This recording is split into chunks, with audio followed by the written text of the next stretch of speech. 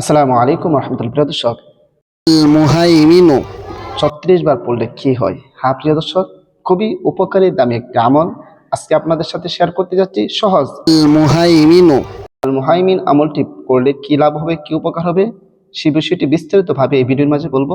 তবে ভিডিওটি শুরু করার আগে আপনাদের কাছে ছোট্ট একটা রিকোয়েস্ট, যারা আমার চ্যানেলের মধ্যে নতুন আছেন অবশ্যই চ্যানেলটি সাবস্ক্রাইব করে পাশে থেকে বেল আইকনটি বাজিয়ে দেবেন। প্রিয় দর্শক, আমলটি কিভাবে করবেন একেবারে সংক্ষিপ্ত করব, যেন অতিরিক্ত কোনো কথা বলবো না। তবে আমলটি করার আগে আপনি উজু করে নেবেন, পবিত্র হয়ে নেবেন। উজু করে পবিত্র হয়ে এরপর আপনি আমলটি করবেন। পবিত্রতার কথা কেন বলি? মহান আল্লাহ পাক রব্বুল আলামিন যে পবিত্র, আর পবিত্রতাকে পছন্দ করেন। কোনো বান্দা যখন পবিত্র হয়ে কোনো কাজ করে, সেই কাজের গ্রহণযোগ্যতা, সেই কাজের কার্যকারিতা অনেক বেড়ে যায়। এই জন্য উজু করে পবিত্র হয়ে আপনি আমলটি করবেন। প্রিয় দর্শক, মনে করেন আপনি উজু করে নিলেন, পবিত্র হয়ে নিলেন, এরপর একটি নিরিবিলি স্থানের মধ্যে আপনি বসে যাবেন। বসে গিয়ে সর্বপ্রথম 3 বার ইস্তিগফার পাঠ করবেন। আস্তাগফিরুল্লাহ রাব্বি মিন কুল্লি যামবি ওয়া আতুবু ইলাইহি, লা হাওলা ওয়ালা কুওয়াতা ইল্লা বিল্লাহি আলিয়্যিল আযীম। 3 বার ইস্তিগফার যখন পাঠ করবেন, এরপরে 3 বার যে কোনো দুরূদ শরীফ পারেন আপনি পড়ে নেবেন।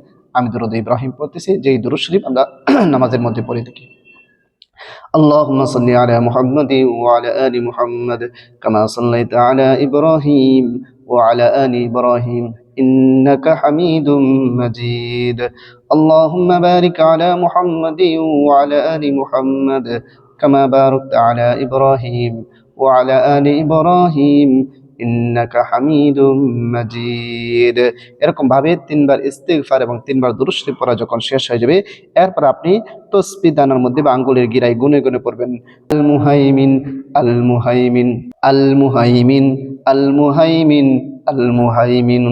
এই আল মুহাইমিন গুনে গুনে আপনি 36 বার পড়বেন। পড়া যখন শেষ হয়ে যাবে, আবারও শেষে যে কোনো দুরূদ শরীফ পারেন 3 বার পড়ে নেবেন। সাল্লাল্লাহু আলাইহি ওয়াসাল্লাম, সাল্লাল্লাহু আলাইহি ওয়াসাল্লাম। আল মুহাইমিন, আল মুহাইমিন, ঠিক আছে? এরকম ভাবে আপনি আমলটি করলে আল্লাহ তাআলা আপনার অন্তরের যত কষ্ট আছে, অন্তরের ভয় ভীতি আল্লাহ তাআলা দূর করে দেবেন। আপনার অন্তরে ভয় কাজ করে, ভয় পাইতেছেন যে কোনো বিষয় নিয়ে, এভাবে যদি আপনি আমলটি করেন, আল্লাহ তাআলা আপনার অন্তরের যত ভয় আছে সব ভয় দূর করে দেবে।